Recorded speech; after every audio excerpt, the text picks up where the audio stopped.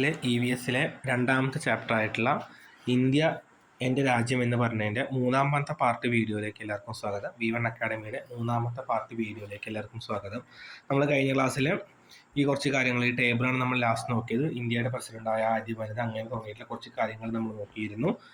ഇനി നമ്മൾ നോക്കുന്നത് ഇന്ത്യ സ്വാതന്ത്ര്യത്തിലേക്ക് എന്ന് പറയുന്നൊരു ഭാഗമാണ്. ഇന്ത്യ സ്വാതന്ത്ര്യത്തിലേക്ക് എന്ന് പറയുന്നൊരു ഭാഗമാണ്. അതായത് ഇന്ത്യയിലെ വിദേശ ശക്തികളായിട്ടുള്ള ബ്രിട്ടീഷുകാരൊക്കെ വന്നു, അങ്ങനെ കുറേയധികം കാലം അവർ ഭരിച്ചു.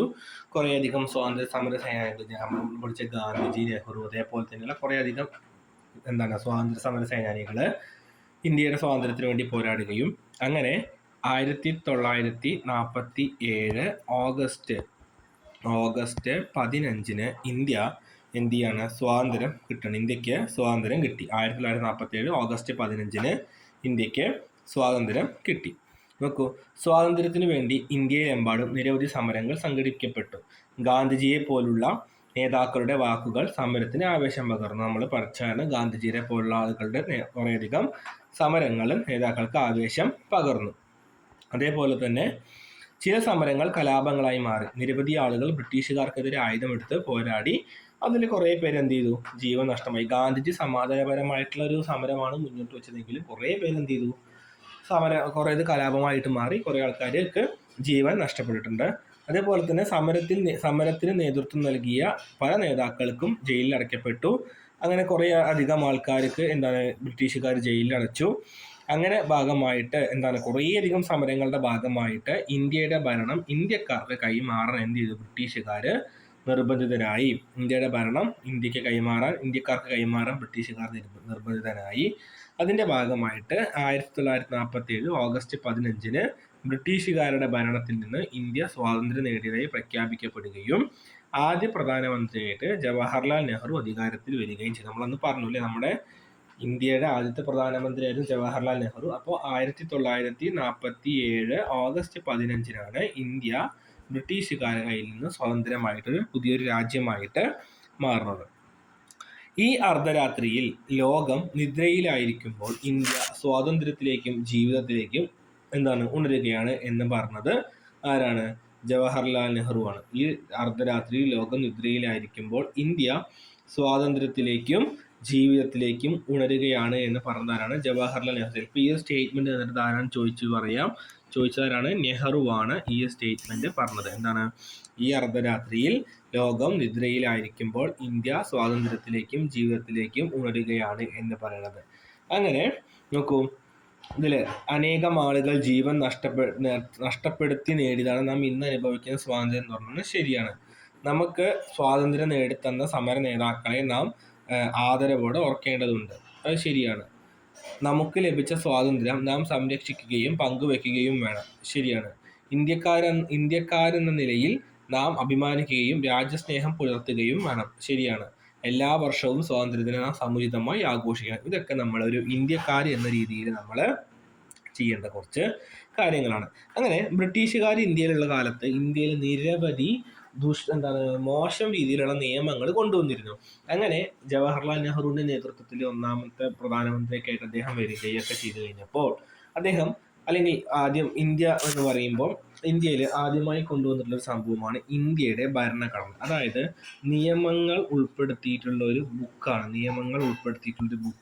എന്താ പറയുന്നത്, ഭരണഘടന എന്ന് പറയുന്നത്. നിയമങ്ങൾ ഉൾപ്പെടുത്തിയിട്ടുള്ളൊരു ബുക്കിനെയാണ് ഭരണഘടന എന്ന് പറയുന്നത്. അപ്പം അത്തരത്തില് ഇന്ത്യയിൽ ഒരു ബ്രിട്ടീഷുകാർ ഇന്ത്യയിൽ നിന്ന് പോയതിന്റെ ഭാഗമായിട്ട് ഇന്ത്യക്കാർക്ക് ഒരു നല്ല രീതിയിൽ നല്ല നിയമങ്ങളും അവരുടെ നല്ല ജീവിതത്തിനൊക്കെ വേണ്ടിയിട്ട് നിയമങ്ങൾ വേണമെന്ന് പറഞ്ഞുകൊണ്ട് ഇന്ത്യയുടെ ആദ്യത്തെ നിയമമന്ത്രിയായിരുന്ന ഡോക്ടർ ഭീമറാവു റാംജി അംബേദ്കറുടെ നേതൃത്വത്തിൽ ഡോക്ടർ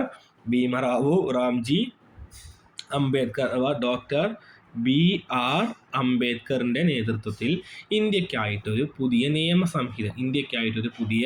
നിയമസംഹിത കൊണ്ടുവന്നു. ഇതിനെയാണ് നമ്മൾ എന്ത് പറയുന്നത്, ഇന്ത്യയുടെ ഭരണഘടന എന്നറിയപ്പെടുന്നത്. ഇത് 1950 ജനുവരി 26 നിലവിൽ വരുന്നത്. 1950 ജനുവരി 26. അപ്പോൾ അതായത് ഇന്ത്യയിലെ ജനങ്ങൾക്ക് വേണ്ടി കൊണ്ടുവന്നിട്ടുള്ള പുതിയൊരു നിയമങ്ങൾ എഴുതിയിട്ടുള്ള ഒരു ബുക്കാണ് ഏതാണ് ഇന്ത്യയുടെ ഭരണഘടന എന്ന് പറയുന്നത്.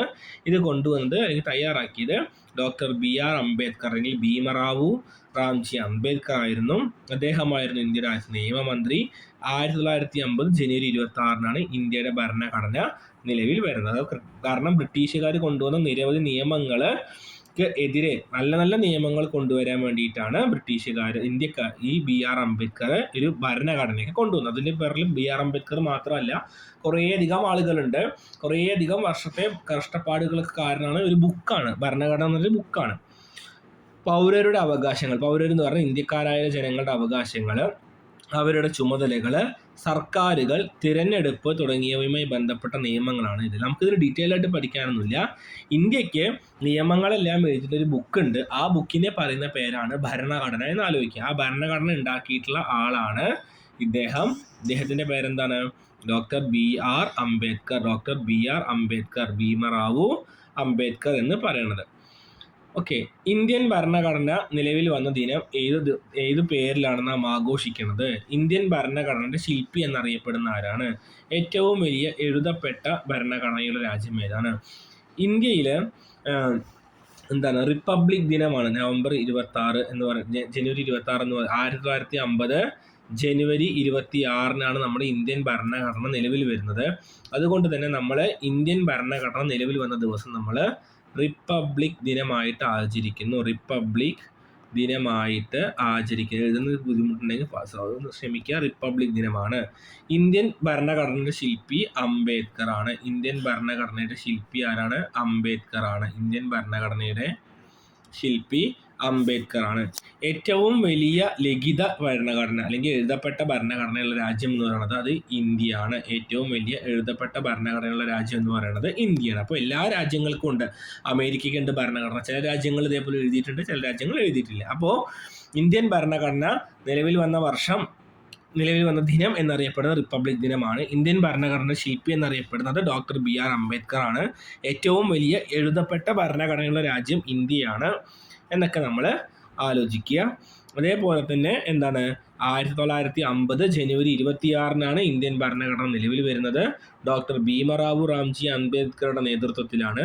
ഇത് ഇന്ത്യക്കായിട്ട് വന്നൊരു പുതിയ നിയമസംഹിത അല്ലെങ്കിൽ ഒരു ബുക്ക് പോലെയാണ്. നമുക്ക് എന്തിനെ പറയാൻ പറ്റുള്ളൂ? ഇന്ത്യൻ ഭരണഘടനയെ പറയാനായിട്ട് പറ്റുള്ളൂ. ഇന്ത്യൻ ഭരണഘടനയെ പറയാൻ പറ്റുള്ളൂ. അതിലെന്തൊക്കെയാണ് ഉൾപ്പെടുത്തിയിട്ടുള്ളതെന്ന് ചോദിച്ചു കഴിഞ്ഞാൽ എന്താണ്? പൗരരുടെ അവകാശങ്ങൾ, ചുമതലകൾ, സർക്കാരുകൾ, തിരഞ്ഞെടുപ്പ് തുടങ്ങിയവയുമായി ബന്ധപ്പെട്ട നിയമങ്ങളാണ് ഇതിൽ രേഖപ്പെടുത്തിയിട്ടുള്ളത്. ഓക്കെ, നമുക്ക് ഇന്നത്തെ ഇന്ത്യയിലേക്ക് പോവാം. നമ്മുടെ ഇന്ത്യയിൽ, അതായത് പണ്ടത്തെ കാലത്ത് ബ്രിട്ടീഷുകാർ ഇന്ത്യയിൽ നിന്ന് വിട്ടു പോകുമ്പോൾ സമയത്തൊക്കെ തന്നെ നാട്ടുരാജ്യങ്ങളായിരുന്നു നമ്മുടെ ഇന്ത്യ. കുറേയധികം നാട്ടുരാജ്യങ്ങൾ, കുറേയധികം രാജാക്കന്മാരുണ്ടായിരുന്നു ഇന്ത്യയിൽ. അങ്ങനെ ഈ നാട്ടുരാജ്യങ്ങളെല്ലാം ഒത്തുചേർന്നുകൊണ്ടാണ് പണ്ടത്തെ ഇന്ത്യ വന്നത്. ഇന്നത്തെ പാകിസ്ഥാനൊക്കെ അതിൻ്റെ ഭാഗമായിരുന്നു. ഇങ്ങനെ ഒരുമിച്ച് ചേർന്ന പ്രദേശങ്ങളെ ഭരണ സൗകര്യത്തിനായി ഭാഷയുടെ അടിസ്ഥാനത്തിൽ പിന്നീട് വേർതിരിച്ചു. അങ്ങനെയാണ് സംസ്ഥാനങ്ങൾ, സ്റ്റേറ്റ് വരുന്നത്. അതായത് ഇന്ത്യ സ്വാതന്ത്ര്യം കിട്ടുമ്പോൾ ഇന്ത്യയിൽ സ്റ്റേറ്റുകളില്ല, ഒക്കെ നാട്ടുരാജ്യങ്ങളായിരുന്നു. പ്രിൻസിലി സ്റ്റേറ്റുകളായിരുന്നു, നാട്ടുരാജ്യങ്ങളായിരുന്നു.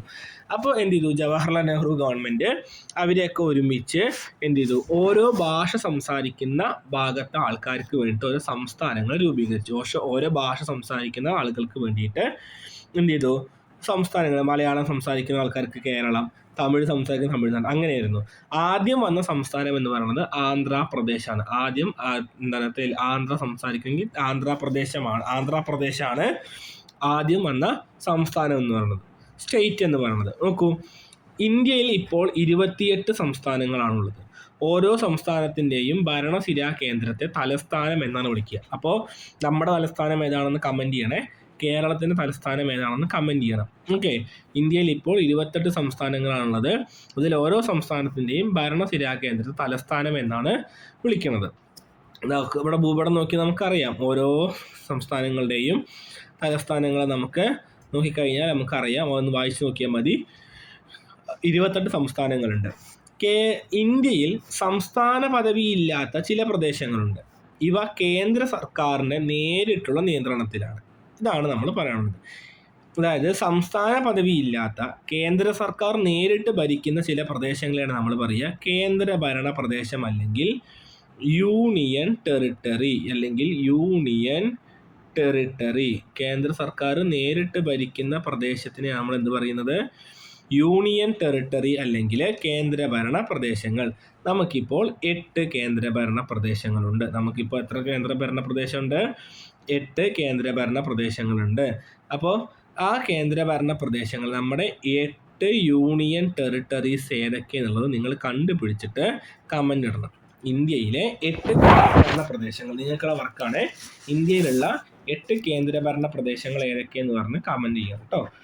ഈ ഇന്ത്യയുടെ അയൽ രാജ്യങ്ങൾ നമുക്ക് ഇതിൻ്റെ ഉത്തരം നമുക്കൊരു ക്വസ്റ്റ്യൻ പേപ്പറായിട്ട് നമുക്ക് ചെയ്യാം. ഇന്ത്യയുടെ അയൽ രാജ്യങ്ങളൊക്കെ നമുക്ക് ഏതാണെന്നുള്ളത് നമുക്കൊരു ക്വസ്റ്റ്യൻ ആയിട്ട് നമുക്ക് ചെയ്യാം. അത് ഇതിൻ്റെ ഭാഗമായിട്ട് നമുക്ക് ചെയ്യാം. കല, സംസ്ഥാനം, അതേപോലെ തന്നെ നമുക്ക് അടുത്ത ക്ലാസ്സിൽ എന്ന് പറയുമ്പോൾ ഒരു സംസ്ഥാനം, അതിൻ്റെ ഭാഷ, അതിൻ്റെ കലാരൂപം, അതിൻ്റെ തലസ്ഥാനം, അവിടുത്തെ ഡാൻസ് ഫോം, അതാണ് കലാരൂപം, അങ്ങനത്തെ കാര്യങ്ങളൊക്കെ നമ്മൾ ഇതിൽ പറയണത്.